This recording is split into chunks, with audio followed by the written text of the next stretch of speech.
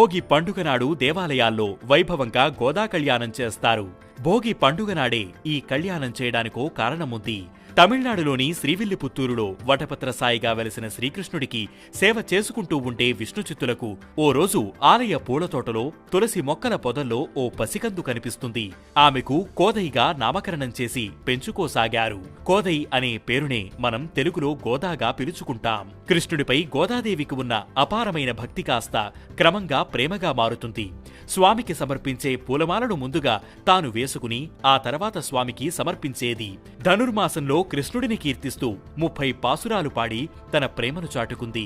అలా గోదాదేవి ప్రేమకు లొంగిపోయిన కృష్ణుడు విష్ణుచిత్తుల కలలో కనిపించి గోదాదేవిని తీసుకుని శ్రీరంగం రావాలని, అక్కడ ఆమెను వివాహం చేసుకుంటానని చెబుతాడు. శ్రీకృష్ణుడి ఆజ్ఞ ప్రకారం గోదాదేవిని పెళ్లి కూతురుగా ముస్తాబు చేసి విష్ణుచిత్తులు ఆమెను శ్రీరంగం తీసుకువెళ్తారు.